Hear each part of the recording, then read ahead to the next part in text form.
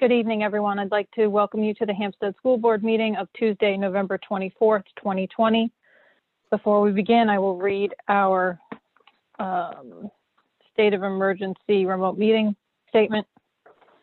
As chair of the Hampstead School Board, I find that due to the state of emergency declared by the governor as a result of the COVID-19 pandemic, and in accordance with the governor's emergency order number 12, pursuant to Executive Order 2020-04, this public body is authorized to meet electronically. Please note that there is no physical location to observe and listen contemporaneously to this meeting, which was authorized pursuant to the governor's emergency order. However, in accordance with the emergency order, I am confirming that we are A, providing public access to the meeting by telephone. We are utilizing Zoom for this electronic meeting. All members of the board have the ability to communicate contemporaneously during this meeting through this platform, and the public has access to contemporaneously listen to this meeting by dialing the following phone number: 888-475-4499 or 877-853-5257. B, providing public notice of the necessary information for accessing the meeting. We previously gave notice to the public of the necessary information for accessing the meeting, including how to access the meeting using Zoom telephonetically. Instructions have also been provided on the district website at hampsteadschools.net. C, providing a mechanism for the public to alert the public body during the meeting if there are problems with access. If anybody has a problem, please email hmstechnology@hampsteadschools.net. D, adjourning the meeting if the public is unable to access the meeting. In the event the public is unable to access the meeting will be adjourned and rescheduled. Please note that all votes that are taken during this meeting shall be done by roll call vote. Melissa, will you please call the roll? Megan Malcolm? Here, I'm alone in this room as well as the house. Caitlin Parnell? Here, I'm alone in the room. There are other members of my family in the house. Yep. David Smith? Here, alone in the room, others are in the house. Jim Sweeney?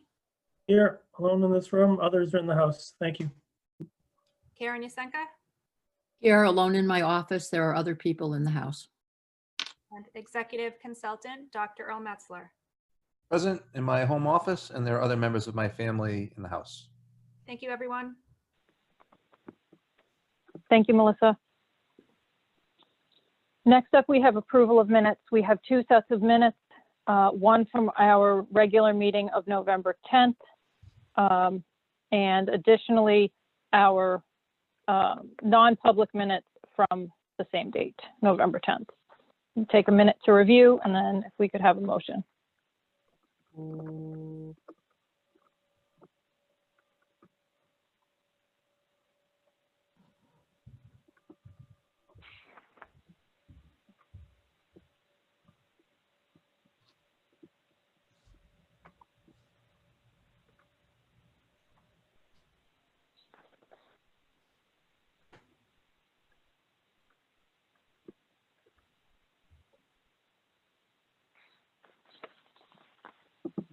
Okay, I'll make the motion to accept the minutes from November 10th and then the non-public meeting minutes from November 10th as well. Thank you. Do we have a second? A second. Thank you. Thank you. Any discussion on the minutes? Okay, seeing none. Melissa, will you please call the roll vote? Ms. Malcolm? Yes. Mrs. Parnell? Yes. Mr. Smith? Yes. Mr. Sweeney? Yes. Mrs. Yasenka? Yes. Thank you. Motion carries. Okay, Melissa, do we have any public comments this evening? No, we didn't have anyone sign up tonight. Okay, thank you. Moving right along, we're going to go to current business. The first item under current business is a Safe Learning Transition Plan update.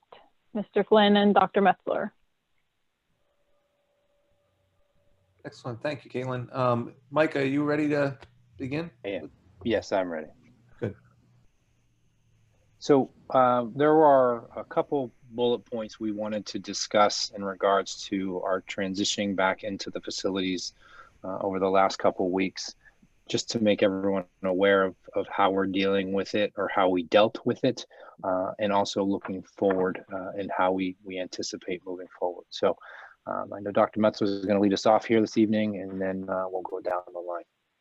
Excellent. So, yeah, so we've had a successful transition back into, I know, we've had several communications regarding isolated cases, if you will.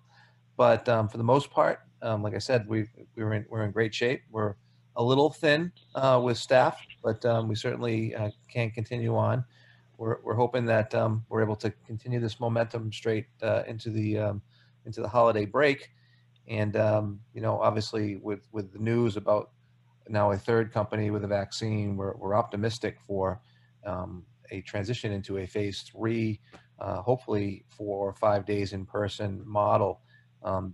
Sometime early winter, late winter, early spring-ish, meaning, right around that February break, or we'll see how that goes. But that's something that we're starting to talk about now, about what's our next step. But like I said, just from the administrative staff, from all the unions, from all the families, they've done a really nice job supporting this phase 2 hybrid model. And we're excited about that. So, in the spirit of Thanksgiving, we're thankful for certainly the efforts of all, including your support as a board. So, Mike, do you want to go into any of the figures with some of the stats that we have? Yeah, so just to review, I think it's important that we're updating the dashboard almost daily, believe it or not, maybe twice a day now. And some of the key figures that you're going to see on there are students that are quarantining either due to travel or close contact, or staff that are quarantining due to close contact, as well as positive cases that occurred within the community. What we're starting to see now, more specifically yesterday, 15 students had left because parents called us and notified us that someone within their household or whoever they may have been hanging out with on the previous weekend came back positive. So we're anticipating probably seeing a little bit more of a trend of close contact quarantining, which presents its own challenges in regards to where they fall within cohort A, B, and C. The other part is the staff. We've actually, we've had our lowest absentee rate ever, which is a testament of the staff and how committed they are to providing in-person learning. But one of the things that is out of their hands is also the close contact. So we had almost 6, I think we had 6 out at the middle school in regards to close contact. So that's when you begin to become thin at any given point over that 14-day period. Those are really the common stressors right now in regards to students being out and in, or in and out, and then obviously being able to support staff members who are in the home quarantine. We were fortunate enough today. We've been doing a great job since the board supported that movement in the pricing with substitutes. We've hired 4 over the past 2 weeks, and we actually had 3 of them come in today. So those are positives. But in regards to the figures and the numbers, we're going to continue to monitor those and update those as often as possible. So, if I could, when we talk about metrics, and one of the things that we talked about in August when we started to talk about a plan was what we could learn from other districts while we put together what we believed was a really solid, improved platform to work remotely, which we did. What we learned was, and that was the apprehension to really committing to any specific metrics, because as you see now, the metrics in some districts, they committed to metrics, then they didn't like what the metrics said, so they changed the metrics. Rockingham County, it's certainly critical, and cases are on the rise, but we talked about a Hsdsb bubble, and that's what we really wanted to really look at with the Hsdsb bubble. So we, although Rockingham County may look one way, we don't necessarily look like that as a town, knock on wood. We hope it stays that way. And we also learned a lot about schools in terms of spreading, what clusters really mean, clusters meaning at least 3 people all contaminated by the same particular source. We don't have any clusters. One cluster in a building, it gives you a reason to call, to think about, what's our next step. If you had several clusters, obviously with an abundance of caution, you'd start to think about closing that particular facility and maybe multiple facilities within a district. So, we're looking at the metrics, and we have our dashboard, and you'll see that may be happening around us, but I think we've been able to put together a solid plan to get to this point. Obviously, our next milestone is to get to that Christmas holiday break. We built in, obviously, those days after the holiday break, so hopefully families have chosen not to travel at Thanksgiving, but have chosen, because they knew so far in advance, that will choose to do any kind of traveling that they may have to do with family around the Christmas holidays. And then, when we have those automatic kind of quarantine, and then boom, we're right back to work on the 19th of January. So, and then we're looking at that next phase, really what's that next phase going to look like. So, we're really, I think we positioned ourselves, I think it was strategic, and I think our plan, although it may have frustrated some at the beginning because it was a little slow, we put ourselves in a really good spot, I think, to go from phase 2 to phase 3. We have some work to do, obviously, with MOUs and our unions, and certainly the people in the trenches. But I think, with the positive news about the vaccines, that has really made people feel a lot more optimistic about what we'll be able to do, mid to late winter into the early spring. And at the end of the day, our in-person learning will be, will be enhanced so much more. And we obviously now have that really good platform that we can pivot back to. We have snow days, or if we have time when we have to be remote, I think our staff can pivot back immediately and offer really powerful learning that way. So the one part that's I need to talk to you about. We've had, people are watching the stats, and they're getting nervous and getting the communication. So some people have chosen, they want to change their cohort. And so we did say at the beginning, please select your cohort. However, if you had qualifying events, we would look at them on a case-by-case basis, which we are doing. So I need to caution people, if we have too many people shift cohorts, we won't be able to offer what we're currently doing. So we're looking at those, and we're trying to make some difficult decisions about what qualifying events and if we can move anybody. Because if we move too many people to remote, then we don't have enough of a remote staff to offer that, and that would hurt our in-person learning. So right now, the staffing levels, like I said, they're thin, but we're in good shape. We're able to offer it, but we don't have the opportunity to have wholesale changes, dozens of students at any grade levels. Now, again, not metrics, right? There isn't a magic number of, if 7 people ask, we're cooked. It's not like that, because it depends on what grades, and depends on which buildings and those sorts of things. So we're asking people to be patient.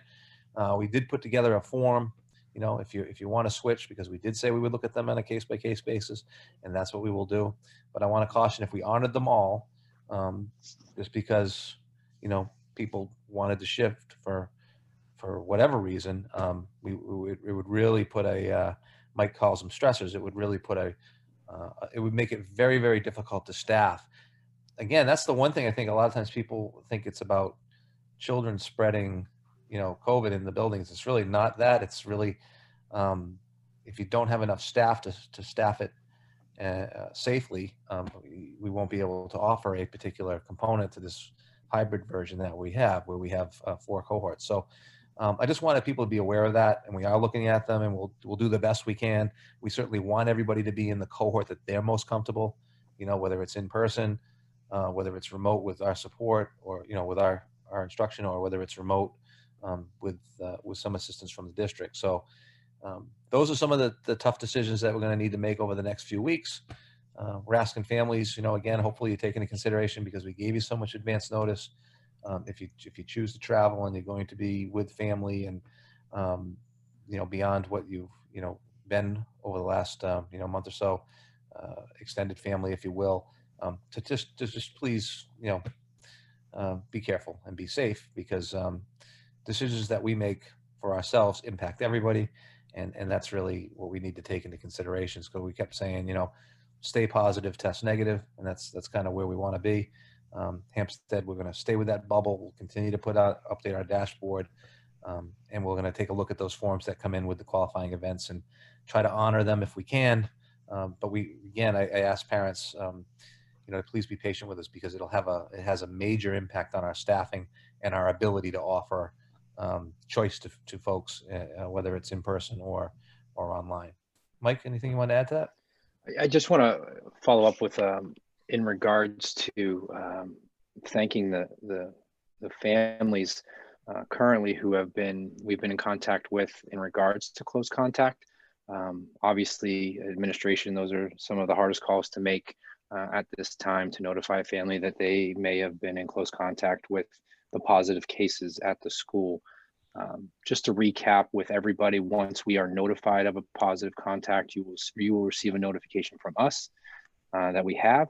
And then from there, it will become building administration will be doing the contact tracing and making the phone calls to families to communicate with them. Great job by Mr. Collins and Dr. Cheney. Both occurred in that building, and they did very diligent work in regards to contact tracing. To give you an update on the DHHS, typical turnaround for them now is about 3 or 4 days. That's why the districts are now doing it themselves. So by the time they had contacted us and we had notified them of who we determined was a close contact, they commended the administration on how thorough they were and agreed with all the decisions that were made. So again, a compliment to them, and also a compliment to the families who were very considerate when they had received the phone calls and understanding as we try and navigate our way through these cases. So we just appreciate that. Yeah, and just to add to that, just very quickly too, our contact tracing is reasonable primarily because of the good work that's being done at the building with the distancing and the masks that take place. So we don't have that kind of volume in terms of people potentially impacted even by a case. So that's another obviously compliment to both buildings for taking the precautions so seriously and making sure that we're actually following them all day, every day. So thank you. All right. 2 more updates. One, if you are a parent of a first or second grader, you should have noticed a Chromebook come home with them today. Those were delivered, onboarded, processed, and sent home. We ask for, I'll say, some patience as first and second grade navigate their way now through a Chromebook on Seesaw, which is maybe or may not be different than what they had been doing previously to access that. As well as our teachers. So there's a little bit of I'll say a learning curve for those students, but I know everyone's ecstatic to have the devices in their hands for whatever might come our way. So again, to the tech team, I appreciate all the hard work that they're doing.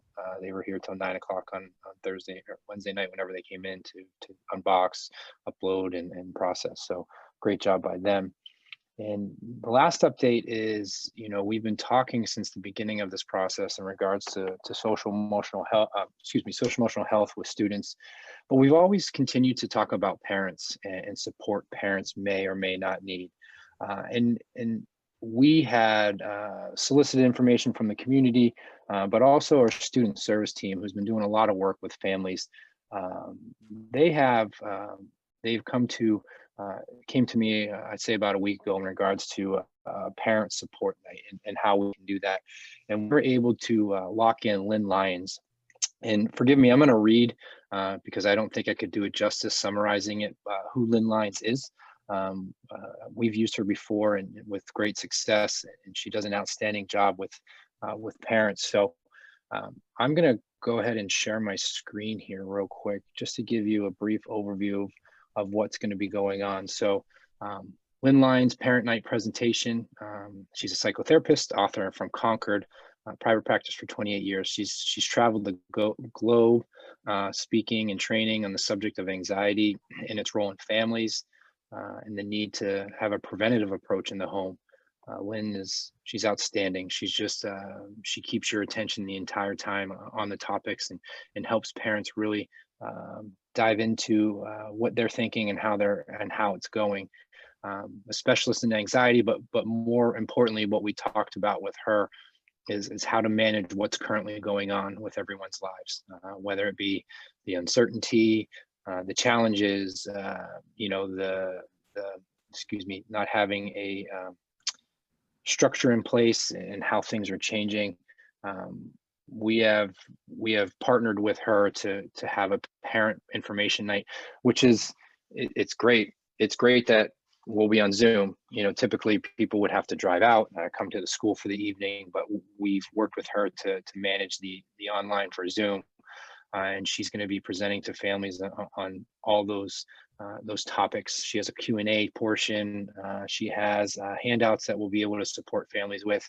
But she is really a dynamic person, and in the work that she's done, I've worked with her in the past with certain families.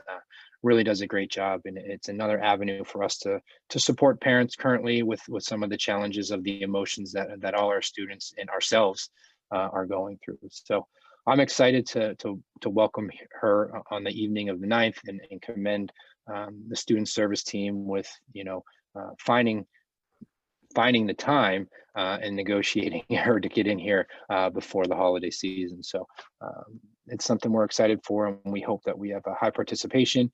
You'll see some information coming out from us in regards to links, registration, things of that nature, to make sure that you're well aware of that evening on Wednesday. So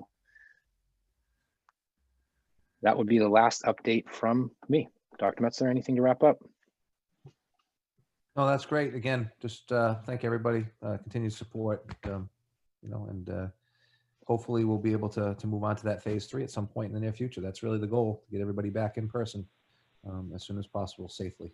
So thanks, Mike. Thank you both. Any questions or comments from the board on our latest update? I have one to Dr. Metzler, Mr. Flynn, about the 2 weeks after Christmas break. You had mentioned before that there'd be like a new remote, almost like a remote 3.0, what to expect. Yep. Do you have any details on that? So we are finalizing this week. I know I was talking to Central School today. They were in the process of finalizing. Again, scheduling is the most challenging part. So you'll see that communication come out probably next week to solidify what parents can anticipate for those 2 weeks in regards to timing and scheduling and things of that nature for your own household. But those will come from the building principals specifically to the parents of those buildings. Okay. Thank you, Mr. Flynn. And just kudos, nice job to everybody for, you know, balancing the, you know, teachers out, students out, and keeping us in this hybrid. So kudos and thank you very much.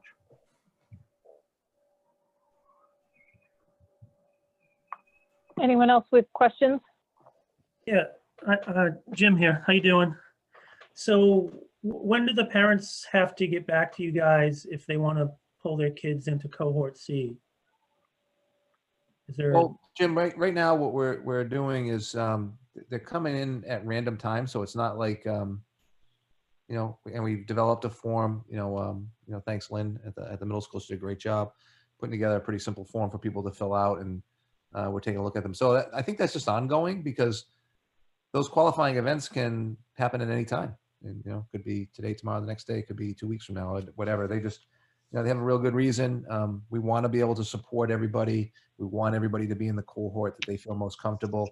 We just have to be very sensitive, because this whole hybrid model with the 4 cohorts was all designed around, you know, selections that people made. That's why we didn't want to tell people they were locked in per se, but we did say we would look at them at a case-by-case basis if there was a reason that they needed to shift, because you know, again, we want people to feel comfortable and confident in the selections that they make, and things happen, life happens, changes happen. So we want to be able to be supportive. So we just don't want to make wholesale changes. Want to make sure that we reach out to these families so that they understand, you know, that communication is the key, so that they, you know, you hear somebody got sick, you know, someone's sick at school. You know, we need to kind of reinforce the safety precautions that we have there, so that everybody really understands that people are safe. They are wearing masks. They are staying 6 feet apart, and we are making sure, you know. But obviously, this illness is you know, it's obviously running rampant. So we you know, we have really good people in our schools, making sure that they keep everybody as safe as possible, and we just want to help reinforce that, just so people aren't shifting out of fear, but there was really a qualifying event that got them to shift. But the short answer is there is no deadline. Those things can happen at any time, right? So they just have a form. They make a phone call. They'll be encouraged to fill it out, and we'll look at them again case by case. Right. You know, I know in school board meetings, I might bring up the staff a lot, is because I think the parents got their kids covered. They're looking out for their kids.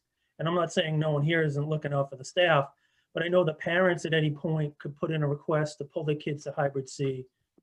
But the staff can't just jump out to hybrid C. So, you know, I know we're kind of in a bubble here and Rockingham County is in the red.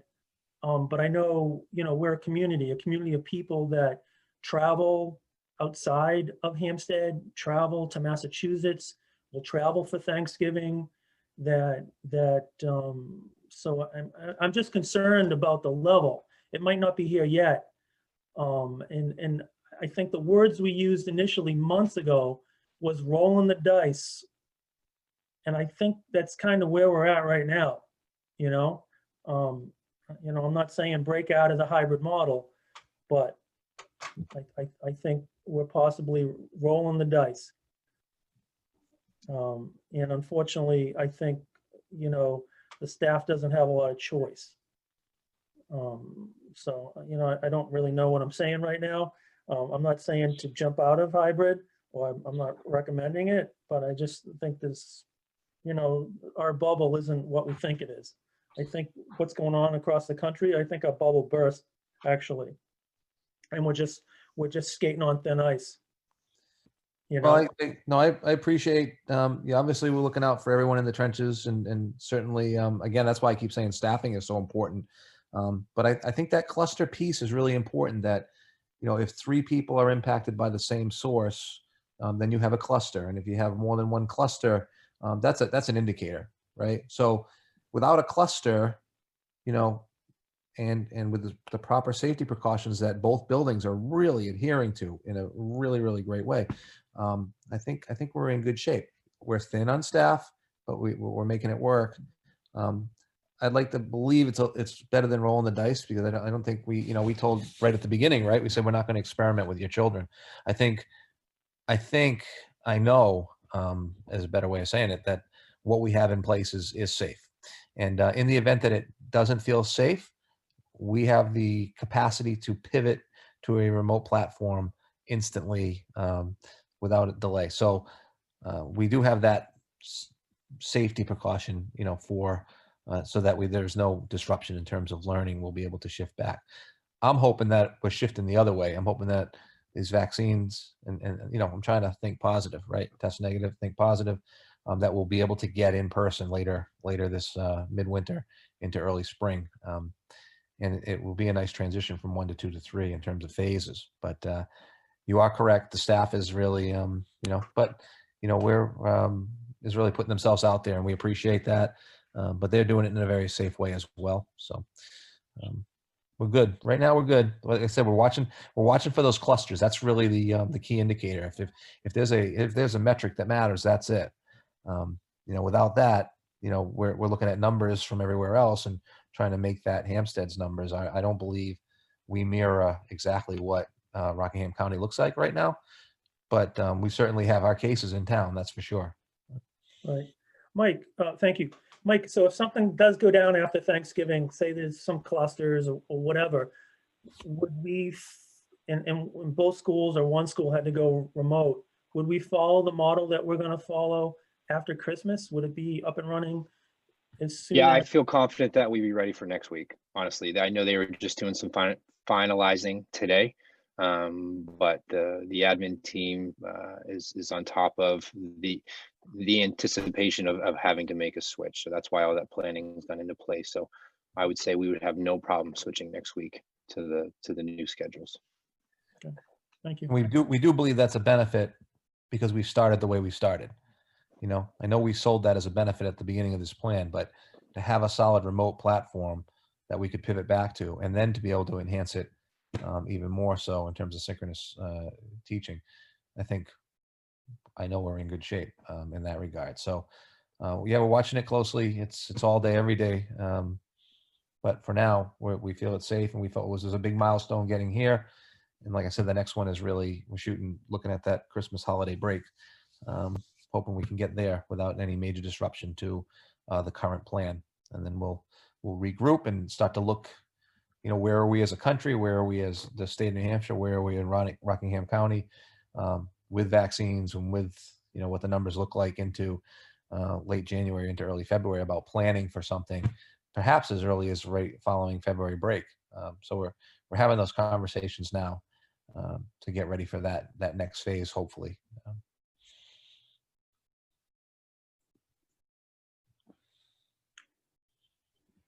Okay, thank you. Last call for questions before we move on. Okay, next up on our agenda is the HCS renovation plan discussion. Mr. Smith, you're going to bring us through this.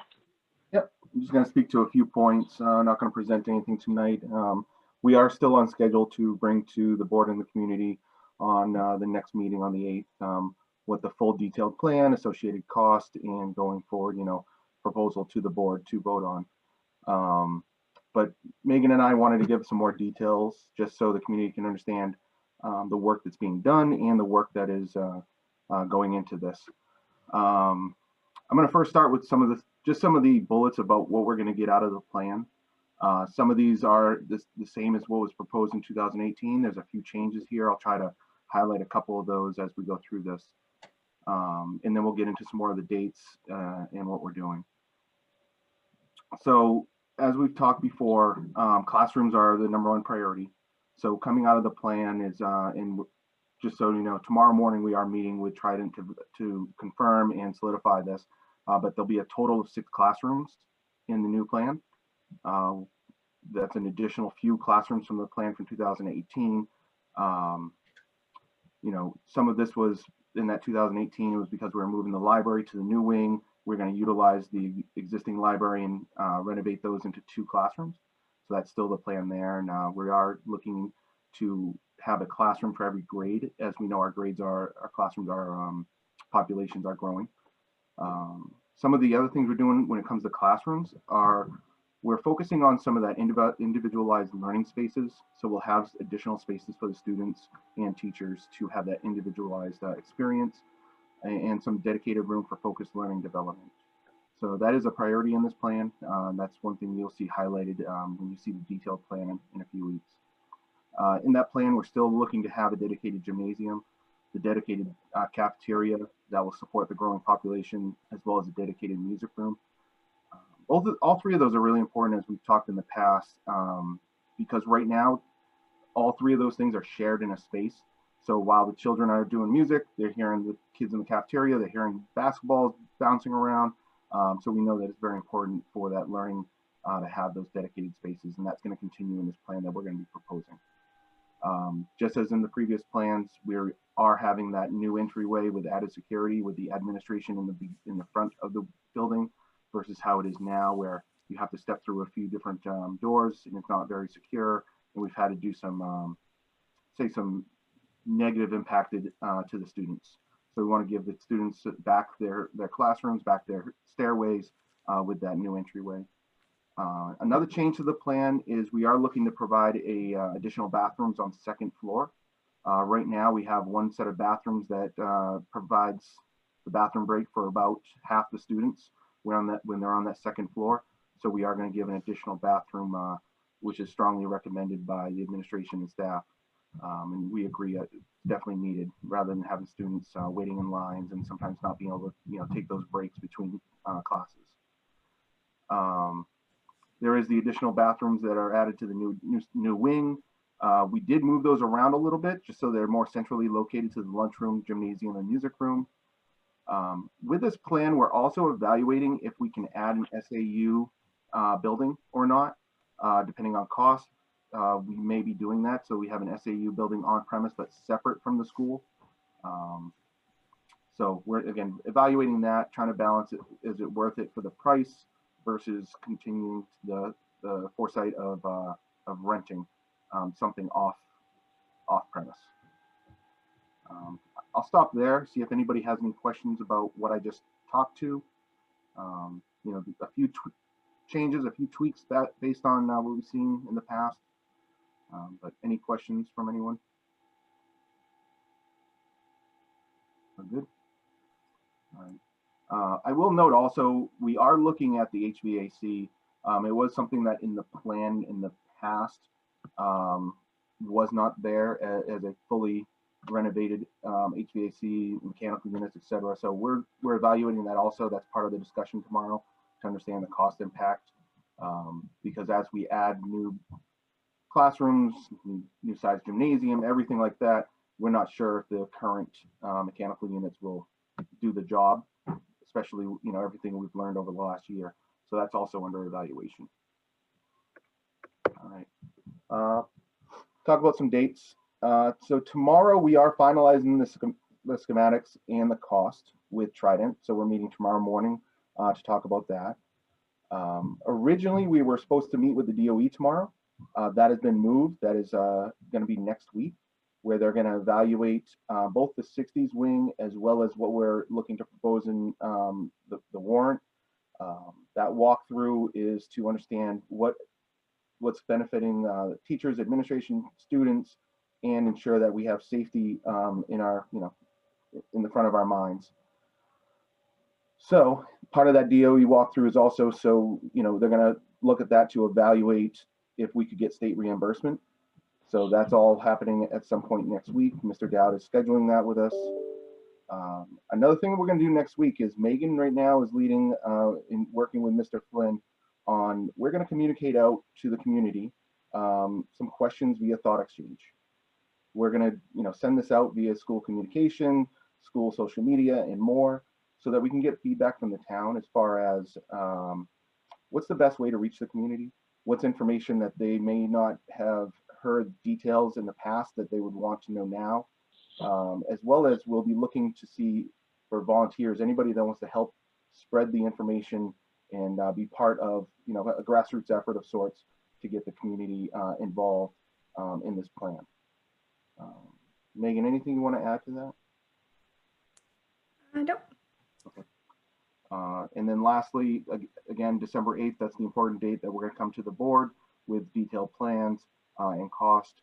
We will look to send that out ahead of time so you can review. And if you have any questions ahead of that meeting, Megan and I will field those, or at least come to the meeting with the answers. And that's it. Okay, thank you both for your work on this. We'll look forward to the 8th, and sounds like there's a lot going on, so look forward to the update. Does anybody have any questions before we move on for David or Megan? Okay, seeing none. Thank you. Okay, next up, we have our 2021-2022 budget discussion. Mr. Dowd, you're going to be speaking to this. I will, yes. So we don't have any changes in the budget that we looked at the last time, and I will share that out as soon as I can here with everyone. There you are. So we're looking at some significant increases, as you can see, about 1,717,000 so far, about a 5.87% change. I've broken those changes down in summary form by object code through salaries, group insurance. It's increases there, Social Security relating to those salaries. Some retirement changes, of course. New Hampshire retirement systems increased their rates for both teacher and non-teacher retirement contributions from the district. Some contractual obligations for transportation, and some increases now for tuition. We have the final tuition rates for Timberlane, which had come in a little bit lower than what I had budgeted initially. And I believe as soon as we can shore up where our census is going to be for Pinkerton next year, I expect that we'll be able to have that final number plugged in. It'll probably be lower than what it is right now. Some general other increases of 322,000, almost 323,000, as well as a reduction in capital reserve contribution, which was voted by the voters at the ballot last March. So we're looking at a total major factors, or total increase of $1,717,840. So you have a copy of the detailed budget reports as well. I didn't know if there were any further questions on the budgets, any questions. Really, we haven't had any changes since the last meeting. Any proposals or requests or any questions that you have, I'm more than happy to entertain. Mr. Dowd, to clarify, these numbers still have a technology director, a standalone position being funded. Is that correct? That's correct. Yeah. Okay, I am going to request or propose that we remove that. Hmm. So I don't know if anybody wants to discuss that, but it seems like a position we can take out at this point. Excellent. So there's one. Also to kind of review, I know as we've been doing some SAU planning, we had talked about the potential of eliminating the assistant special education director. At this point, I know we have it funded in this version. I would like to propose keeping it. I know that that's not a change, but just, I mean, to board members, I think as we've just talked about this, seems like the thought is that this is a position we would need to keep at this point. I don't know if anyone else has thoughts on that, but that's where I am. So those were the two things I wanted to mention. So after the reduction of that position in total, which is in aggregate with benefits, fully loaded 141,100. The budget total would be about 30,860,677, or a total delta of 1,576,667 as compared to the current year budget. Okay. Anybody else have thoughts here? I mean, I know the difficulty with, you know, we're looking at a % increase that looks large and is large, and, you know, the dollars are a significant uptick. However, we also, when you look at especially this page from Mr. Dowd, you know, we don't have wiggle room on most of these items. So I don't know if anyone else has thoughts on this. We do have to decide, you know, this meeting or next meeting, if we're moving things forward to the warrant. We do have a meeting in December. We can call additional meetings if we need to discuss this further. I guess that's the first question. Are board members inclined to want to move this to the warrant? Or would you like to wait? And additionally, Mr. Dowd, I believe you had told me that even if we move it to the warrant, I believe we could make changes to it if we needed to, Absolutely. or if we wanted to. Yep, Okay. absolutely. If you wanted to move it to the warrant, Okay. subject to reductions resulting from the Pinkerton true up, you know, there'd be a little bit of a variable factor, but On the flip side, is it okay for us to wait till the 8th? absolutely. Yep, Okay. absolutely. Okay. No other questions? Board members, any questions? No. Okay, do we want to wait until the 8th to take a final or take a vote to move it to the warrant at that point?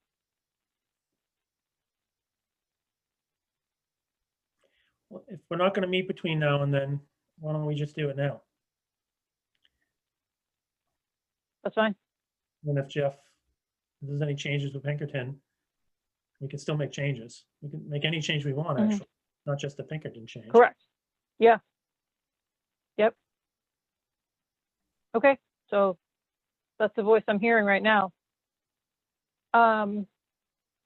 Dowd, you want to give us wording here, just in terms of making sure we can change it if we need to?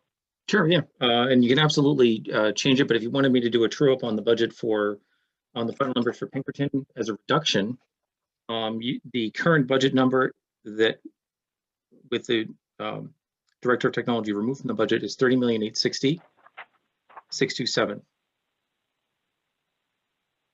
So 30,860,627. And if you wanted to approve or move that forward to the warrant as a maximum, so perhaps the motion would go something along the lines of move forward to the warrant a budget of 30,860,627, or a maximum budget of 30,866,27, subject to any Pinkerton reductions. And that'd be fine. And then when we meet on the 8th, at least it would be there. And when we meet on the 8th, it will be another budget item, another agenda item, and you can review it again. And if you have any questions or comments between now and then, reach out to me, let me know. And perhaps at that meeting, we can have a final number, but at least you'll have something, just in case. Okay. Melissa, do you have that? I don't want to jump ahead of you.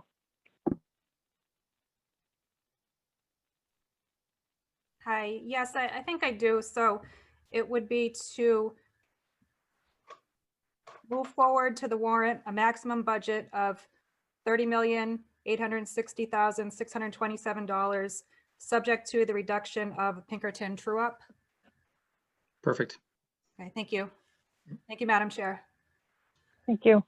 Okay, so do we have anyone who will make the motion? So moved. Okay, do we have a second? Second. Okay, any further discussion or questions on this, knowing that we can make adjustments moving forward? Okay, Just one thing, Caitlin, I think for the 8th, when we talk about this, we talk about with the renovation plan as far as, is there the ability to fund the 60s wing with the budget at hand, as we've talked about in the past, or will that, is there not enough room here and we're gonna have to add some of that to the warrant? yeah, I think that warrants further discussion, and I think Yep. maybe having Jeff and administrators fully prepared to talk about that. Well, Right. I would say everybody be fully prepared to talk about that. Right. Yeah, thank Okay. you. Thank you. Okay, Melissa, if you will call the roll, vote. Ms. Malcolm, Yes. Mrs. Parnell, Yes. Mr. Smith, Yes. Mr. Sweeney. Yes. Thank you. Mrs. Yusenka? Yes. Okay, thank you. Motion carries. All in favor? Okay, thank you. Thank you, Mr. Dowd, and we'll look forward to any final discussions on the 8th. Thank you. Okay, next up under current business, we have the 2021-2022 warrant article review. So you have in your packet, our list of items that'll be, that usually are on the warrant. So this is kind of where we stand now. Obviously, should we move forward on renovations, et cetera, they will be added in, but right now we would have Article 1 is our election of officers. We have 2 3-year terms seats that are available. Additionally is the school district clerk, the 2-year term. We're still trying to get somebody in there, hopefully to do that. I have one person who might be interested, so working on that. I'm working to get them information. We'll have our operating budget on the warrant. We will likely have a collective bargaining agreement on for the Hampstead Support Personnel Association. That's our 3rd union that we have in the district. We'll have our standard authorization for special meetings on cost items. Should we choose to do a capital reserve contribution this year, that will be on there as well. And then our general acceptance of reports. So while that is currently what the warrant looks like, or what it would look like, we do know that we may have changes to that, and we will move them forward. Likely, we would need to finalize those on the 8th for our next meeting, or if not by then, it needs to be done by January. Melissa, what is our final date for, I know I'm putting you on the spot here, for warrant items to be moved forward or to be added? It is I think it is January. I would have to consult the legal calendar. If you want to give me a minute, Yeah. I might have a copy of it here. I should have it too, but I don't. I know you gave it to me last week. Anyways, we have a meeting on the 8th. We'd like to try to finalize things. Additionally, just talking about meetings real quick. I mean, we have a meeting on the 8th. Traditionally, we don't have another meeting in December. That being said, I do want people to keep in mind, obviously, the theme for this year is there's a lot going on. If we needed to call another meeting to finalize warrant items, et cetera, we may look to do that, but we'll take that as it comes. Caitlin, if I Yes. could ask, did you mention the collective bargaining agreement? That was going to be one of the warrant articles, correct? Yes. Yep. And just as an FYI, everyone, I'm not sure if we spoke on it or not, but we do have a lot line issue at the central school, which I will probably be asking the school board to propose a warrant article to resolve. So through a lot line adjustment, I believe. So just FYI, that's out there as well. It wouldn't be a lot of money, but we'd need the voters' consent on the acquisition or on the, I guess, on the acquisition of land through that lot line adjustment. Right. Okay. So, Jeff, would you be able to speak to that on the 8th? Absolutely. Yeah. Okay. So, for anyone who's not aware, Central School needs a little more space on one side. So, Mr. Dad will talk to that on the 8th, then we'll put that down on the agenda.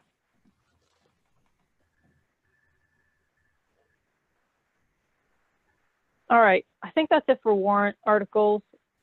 Really just wanted to review them, where we were and what we might need to do. Okay. All right, moving along. Next up is our superintendent search committee update. So we said at the last meeting that I was going to reach out to members about interest and determine our 2 board members. Those board members would then move forward to work to get representatives from our school and town community to serve on that search committee. So Megan and I will be the board members who are serving on that committee. And then additionally, we have 7 other people who are going to serve with us. So I'm going to go through, do some brief introductions of who these people are. Most of you are going to be familiar with them, but I just want to keep everyone updated. So Melissa Post is going to be on the search committee with us as well. She is someone who represents both the SAU side of this and HR. Melissa joined the SAU in March of the 2015-16 school year. She has a dual role of human resources for Hampstead and Timberlane, and additionally does administrative support services specific to Hampstead's district. She has been recording clerk for the school board since April of 2017. So she's been with us for the last few years. She knows how we work. She knows how to keep us on track. And additionally, she has already served on a search committee for an administrative position at SAU 55. So she's kind of our HR guru through this whole process. So we're glad to have her. In our administrative roles, we have Maria Dinola, who's the principal of the middle school. She has been in SAU 55 for 15 years, 8 years at Timberlane High School, and then past 7 years, she has been, as she says, the proud principal of the Hampstead Middle School. Mrs. Dinola taught for 17 years in the Manchester School District, and she currently serves as a professor at SNHU, teaching graduate courses in educational leadership. And then one last little thing, Mrs. Dinola was nominated as New Hampshire Principal of the Year last year in New Hampshire. So we're glad to have her.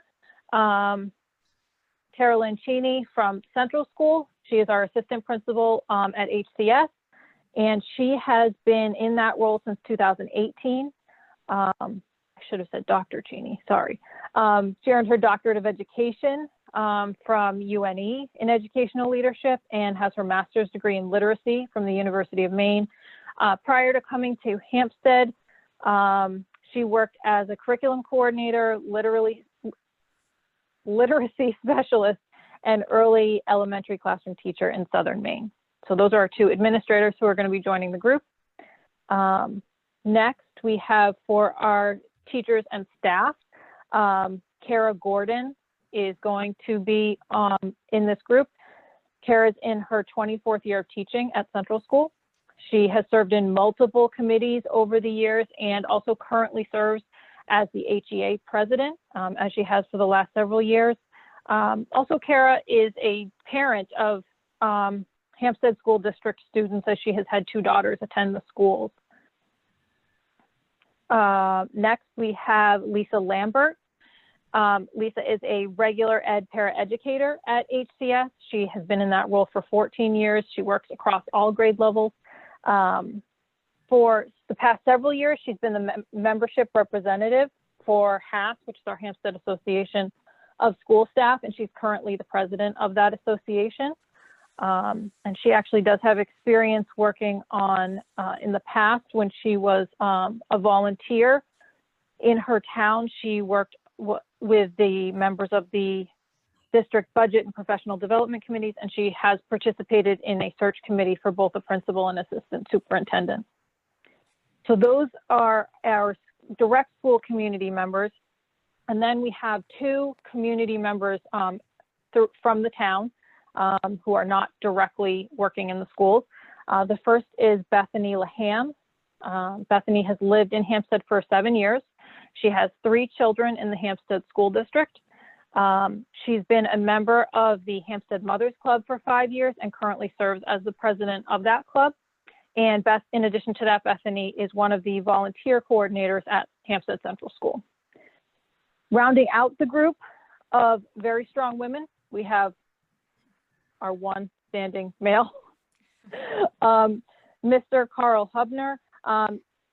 Carl is a teacher, has been a teacher for the past 18 years in multiple districts in Massachusetts and New Hampshire. He has 2 master's degrees in education and is currently working on his dissertation for his doctorate on the subject of ideal expenditures for student academic outcomes.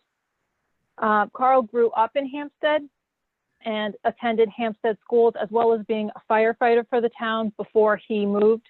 But he has since returned to town and moved back, taking over his family home, and he's looking forward to helping the district in any way that he can. So I do want to thank everybody who volunteered to be part of the committee. I believe I've gotten back to everybody to let them know about our choices, and I'm excited for this group. I think we have a well-rounded group to start this search. We will be looking to meet in the next, not next week, but the week after. We're going to have an initial meeting. And at that point, the committee will talk about the process that we're going to move forward with. And we're going to be looking to post the job pretty much next week, ideally, to get that out there, and then the committee will decide where to go from there.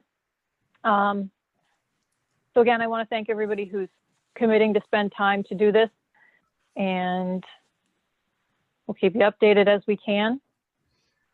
I think that's about it. Does anyone have any questions for me or for Megan on any of this? Caitlin, I have a question as to who's going to be, who's drafting the job description? So Melissa has helped me with that. There are some questions I have for the board, which I'll be reaching out on, and we'll have everyone look at it before we post. Okay.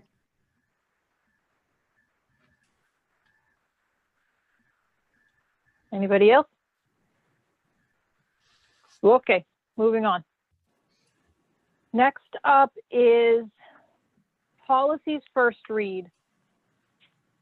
We haven't had policies in a while because we've been doing other things, but I want to speak quickly to these 5 policies that we're looking at.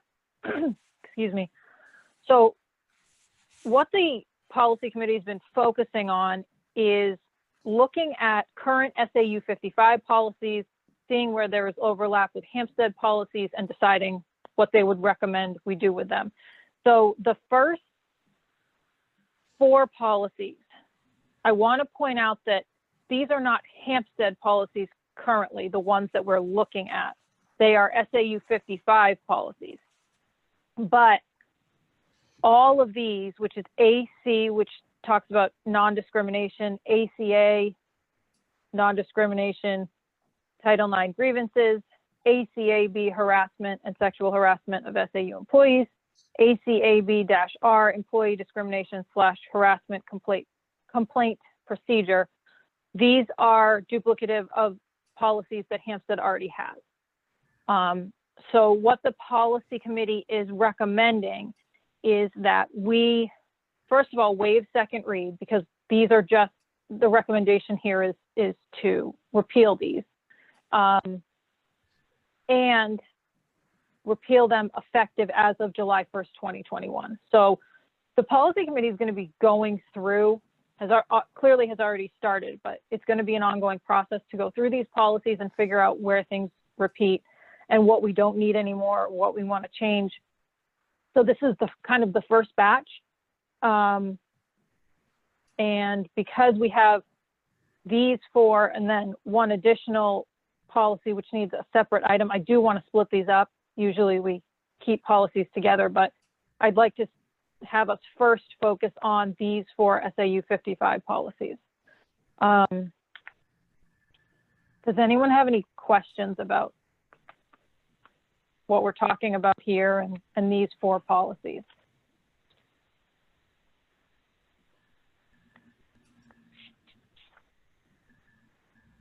Okay, I'm not seeing any. So can I have a motion to waive second read and repeal the 4 SAU 55 policies effective July 1st, 2021?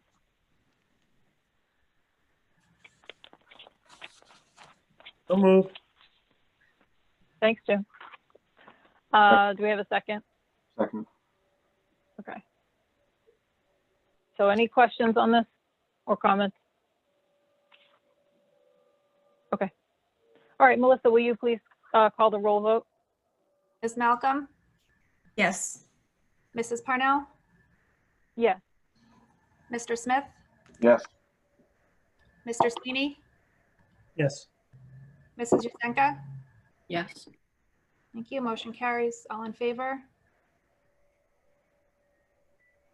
Okay, thank you.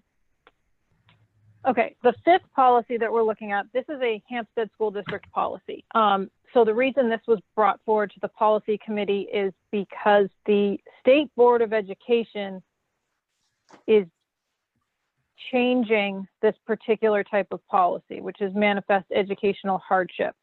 This was suggested per our legal counsel who kind of keep track of these for us. So essentially, if we vote to, the motion for this is going to be talking about pending the State Board of Education's adoption of this. We know that they are already putting this in place and suggesting this, but they haven't. It would be interim pending the State Board of Education's adoption of these regulations. So the wording and everything comes from the state. They have not fully adopted it yet, but our legal counsel is recommending that we, one, waive second read so that we can get it in place, because we know it's coming and we know that we need to be doing what this policy is being amended to say. Does that make sense? Also, there are multiple board policy members here, so if I'm missing anything, somebody yell at me.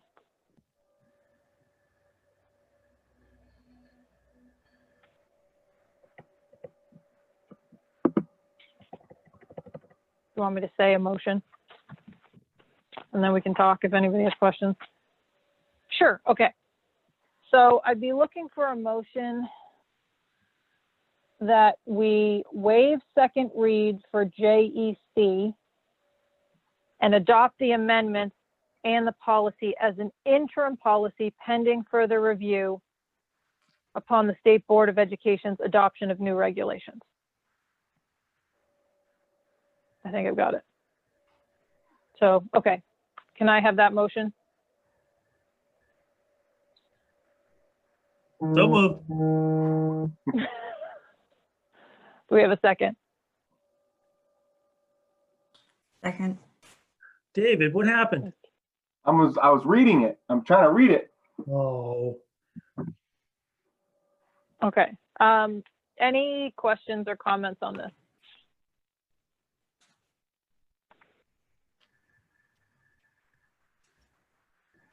Okay. I'm not seeing any. Melissa, will you please call the roll vote? Sure. Ms. Malcolm, Yes. Mrs. Parnell, Yes. Mr. Smith, Yes. Mr. Sweeney, yes. Mrs. Yusenko. Yes. Thank you. Motion carries. All in favor. Okay, thank you. Okay, I now next need to make a slight adjustment to the agenda because I messed up and should have had it added and I forgot. So I would like to ask for a motion to approve the Hsdsb MOU. I know I sent it kind of last minute to everybody. I believe it went out previously, but again, it was a screw up on my part, not having it on the agenda. So I don't know if anybody needs a minute to review it. It is in your email, but it is virtually the same as the other MOUs that we approved, with some slight adjustments, taking out things that don't apply to this particular group of employees. So can I have a motion to ratify the HSPA MOU?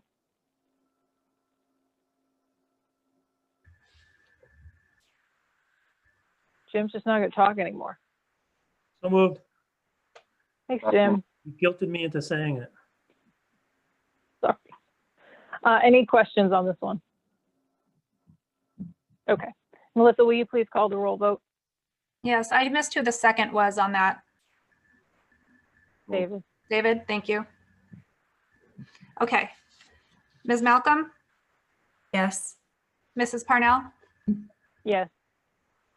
Mr. Smith, Yes. Mr. Sweeney, Yes. Mrs. Yusenko. Yes. Thank you. Motion carries. All in favor. Thank you. Okay, next up, board comments and correspondence. Going in reverse order. Karen, do you have anything this evening? No. Okay. Jim?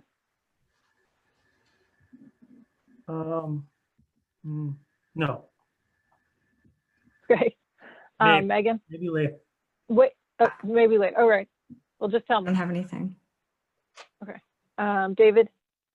No, I'm good right now. Thank you. Okay, I don't have anything either. So that moves us on to consent agenda. Dr. Metzler.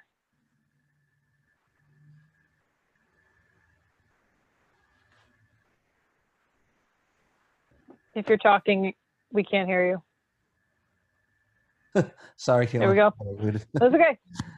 Yeah, there's no personnel report, but the hiring and recruiting, Hampstead hired the LNA at Hampstead Central School to start after Thanksgiving break. This was one of the temporary positions created this year by the school board to meet the needs during the pandemic. We also expedited the hiring of a couple regular subs to have access to more teacher and para coverage. So this has been very helpful. The process, obviously Melissa's doing a great job with the multiple roles that she has, but that HR piece has really been it's been great because it's been sped up in a way that has been very, very helpful at both buildings. We do have a quick update anyway. At the November 10th meeting, Mr. Dowd received board consensus to move forward with bids for the challenging work for the sinks at the central school. So it'd be grant funded, part of the CARES Act, I believe. And so I know that needs to be done by December 31st. So Jeff, I didn't know if you had an update for us on the sinks. We have an update. We're trying to find a way to, we have the RFP, and I'm trying to find a way to stage the work so that we can send the RFP out, and that work which is done will be able to be paid for by the grant, because again, the way the work has to be done, I know that it's pretty much going to be impossible to have, it's absolutely impossible to have that work done before 12:31. So, well, 12:30. So we're staging it out, but be on the lookout for that in the next few days to be posted. Excellent. And Jeff, while I got you, a couple more things. We talked about the food service agreement. We're looking for that RFP. Yep. Is there an update on that? That will be out as well. And we're just getting caught up on the budget here. And as soon as we're done with that, we're going to send that out. This is going to be a very strange year, I think, in terms of sending that out, because we typically use our actuals from the prior years, and our actuals were really thrown off as of the last year. I believe the district, as a general proposition, has been satisfied with fresh picks. I know Joe, our manager, has done a super job helping to work with us to make the meal program that we have successful. However, it is a part of the DOE requirement and USDA requirements that we do out to bid on that. So we really can't extend it any further. We're on the last of our extensions. So we will be going out on that and using the best data that we have, and we'll see what comes in. So look out. Great. And that the SPED busing contracts as well. Same idea. Perfect. Yep, those will be going out similarly. Yep. So And that final piece, and Jeff, you wanted to update the board on the copier cooperative purchasing proposal. So if you want That's to right. go ahead and take from there, it's all yours. Yep. Thank you. So I do have an executive summary, which I hope made it into the board members' packages. I've been working with a company called Specialized Purchasing Consultants, SPC. They are, and I'll say for all intents and purposes, they're bid agents, and they have a very unique niche business where they are able to come in and act as a bid agent for example, for our district and other districts. And instead of us bidding out maybe the one or two copiers that we may need to replace, there are other components that go along with that as well. There's service when the machines go out of warranty, and there are also sort of the normal maintenance costs, toner, and those sorts of things. So there are really three components to the to our multifunction copier and our printer devices. And for us as a small district to go out, it's very difficult to get the timing down on those correctly, and it certainly is very difficult to get the volume and scale that we need to really get a good bid in. So what SPC does is they aggregate our bid with our needs with other districts and municipalities, and send those bids out. And typically they'll go right out to manufacturers, they'll go to dealers, and they've yielded some exceptionally good results in terms of equipment acquisition pricing, maintenance and post-warranty service, as well as all the toner and copier maintenance and replenishment that districts need. So with our district, we have a number of machines in both buildings. The number of copies, and that's a lot of times how these bids are put out. I know I believe the last bid that SPC went through, and they do these periodically, I think their bid volume was about 80 million copies, and I think they're looking to go well beyond that for their next bid cycle. So they do have a fee attached to their services, but as you can see down below, they guarantee to improve the quality of equipment and service, as well as lower the obtaining and operating the copy equipment, even after their fees have been included in the new cost. They feel to achieve that, they'll terminate the contract, refund the retainer received from the client, providing additional $500 check to the client to cover any losses on our part. I've checked with Salem School District. They use SPC for their services. I'm hoping to get not only some great value out of this, but also to have them be able to map out and identify our needs, as well as to put together an RFP for those services. There is a small retainer that will pay them up front, and for that service, they do offer some tracking services as well that will help us better identify and monitor the volume that's going through our printers and copiers in the district. And other districts have used them and seem to be very, very, very happy with them. Salem School District is a nearby district, and I know that they just renewed with them. So I wanted to bring this to the board's attention, see if there was any objection. Once that request for proposal or bid goes out with our needs in it, and it doesn't have to be this year. Sometimes they can request that vendors and manufacturers lock in prices going forward. So if we thought we may need a replacement in another year or 2 years, get that price locked in now so that we have some certainty for the budget. But it seems to be a very, very good program, and everyone who uses it seems to be very, very happy with it. So they'll be able to identify those needs, send those bids out, and once they get the results of the bid, that will then come to the board for approval by the board. So the board still maintains its ability to have control over the process. It's more a matter of being able to be part of a bigger bid cooperative, not a purchasing cooperative necessarily, but a bid cooperative. So if there are any questions to the board, I'm happy to entertain them. It seems like a very interesting space that they're in, and it seems like they can add really just a tremendous amount of value to our print services district-wide.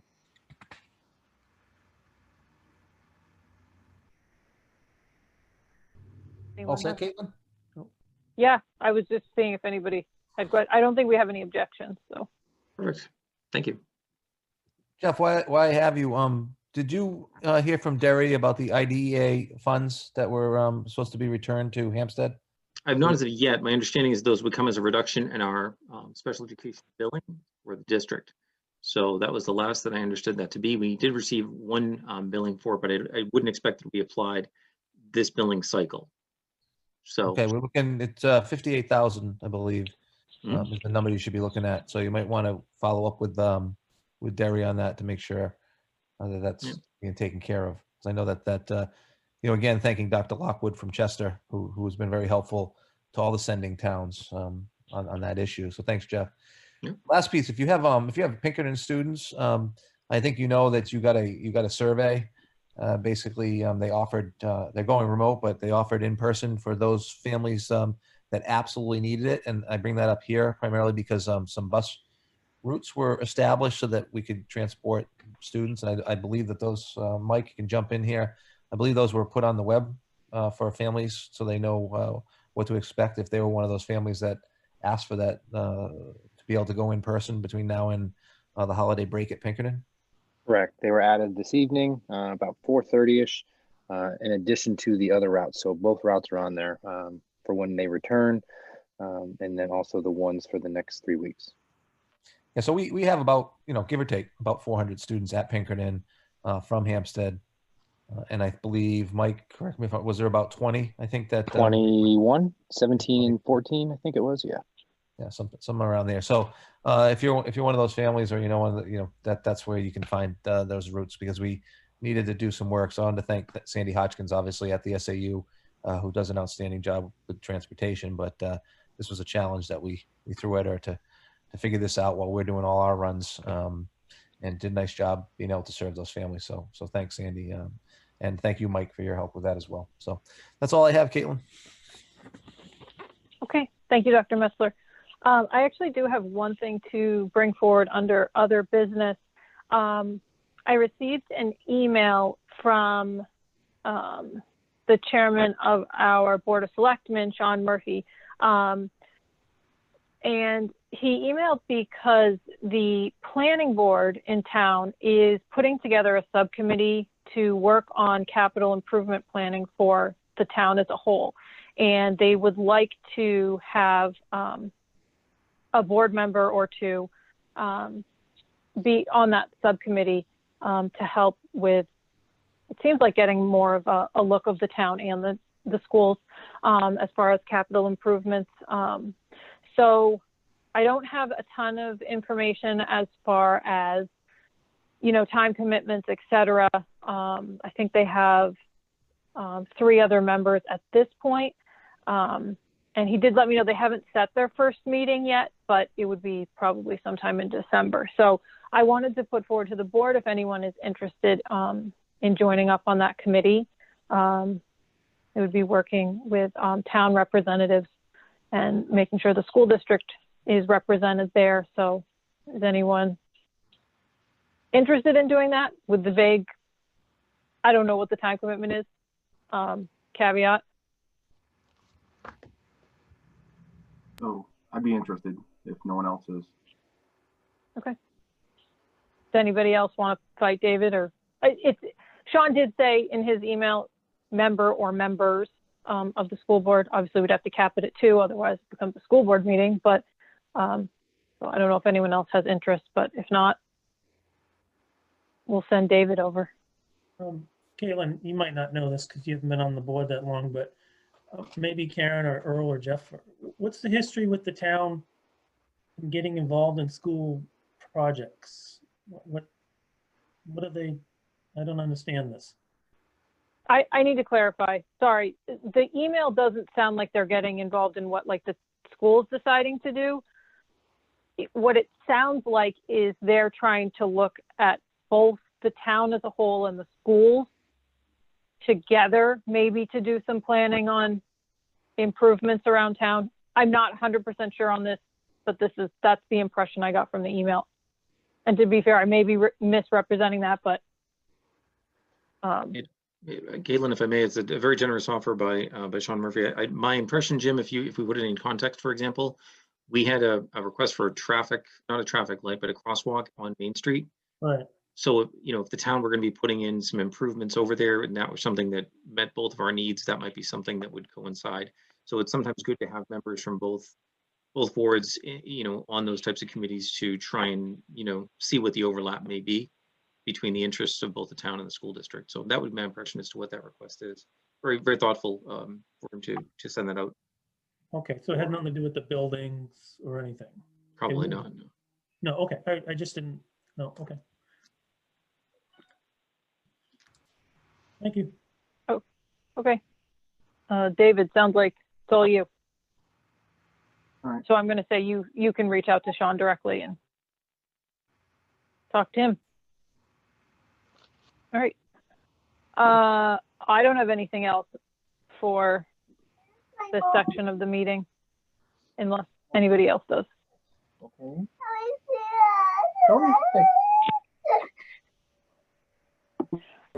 Sorry. It's okay. I'm calling in my David's chip, no longer my additional thing David's that I no wanted. longer alone in the room. What? Why do we even say that? It's a public meeting. Why do we even have to say if someone's in the room? I meant to ask that before. I think you just have to say it. Like, I don't know that it matters. Anybody else know this? That's on the fly. Well, next time I'm not saying it. I'm just see if you throw me out of the meeting. No, I'm calling in my chip for the additional thing I wanted to say. And that's Okay. when Mike or Dr. Metzler, you were talking about social emotional, the thing that was coming up. I just, we always talk about social emotional when it comes to the kids. And we've been bringing the parents in a lot lately because of the additional demands of what's going on at home with remote and whatnot. And once again, I just want to come back to the staff to make sure that we always even invite the staff to these type of events and to make sure we're taking care of, because I know we got some teachers that unfortunately might like to keep their kids home, but to go into school to teach, they got to take their children and put them in a daycare, something they probably don't want to do. So I know there's a lot of social emotional going on with our staff right now. They may not want to be at work, but they have to. They may want to be with their families, things like that. I just want to make sure we're taking care of our employees because, as you said, Dr. Metzler, if we don't have the employees, we shut down the school, the kids don't go to school. So I just wanted to come back to that. I meant to say it before, but I didn't. No, I think it was implied, even though you may not have said it exactly how you just said it. But like any line of work, I know obviously our colleagues rely on each other a great deal for that kind of support. Our counselors and certainly our medical professionals, and it's just it's a team effort, and so those supports are there. I know when they have requests that we've let HR know at the SAU exactly how we expect the Hampstead staff to be treated. So those requests come in, and we've been honoring them, whatever they might be. I don't want to get into too great a detail with that, but those support network is solid. It's it's a wonderful district. It's a great town to live in. It's certainly a great place to work. And obviously we know their assets, and you need to protect your assets. And so doing everything we can and offering as much as we can. And HR has been wonderful at the SAU in that respect as well. So, I don't know of anybody that has had a complaint, but if they do have a complaint, I encourage them to reach out. We certainly can be creative about how we can provide additional support in the event that their needs are not being met. But I do believe everyone's needs are being met at this time. Thanks, Jim. Hey, Jim, I have follow-up for you on your question about if there are people in the room. I read to the bottom of my statement piece that I have to do. Apparently it's required under the right to know law to say if someone's in the room. I think it's because, I don't know, but that's what it says. I just wanted to tell you because I finally read to the bottom of my sheet, which I should read all the time. Is Jim frozen?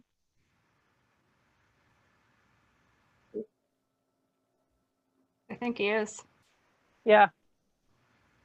So do I have to amend Okay. I had a Oh. 3-year-old scared child for a moment.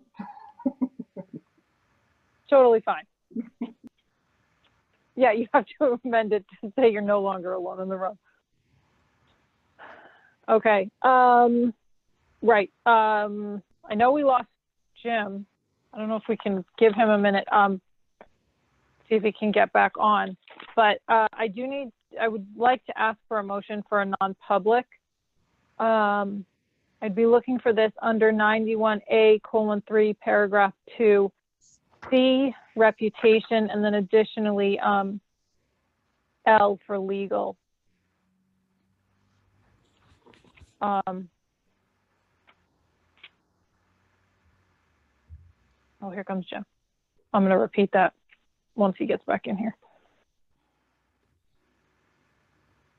Jim, are you there? I'm back. Sorry, something happened. It's okay. That's okay. The only thing you missed is that I am asking for a motion for a non-public under C and L, reputation and legal.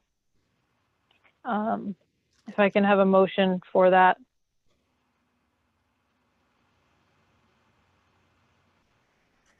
Motion. Second. Thanks. Melissa, will you please call the roll? Ms. Malcolm, Yes. Mrs. Parnell, Yes. Mr. Smith, Yes. Mr. Sweeney, Yes. Mrs. Jasenka. Yes. Thank you. Motion carries. It's 8:28 p.m.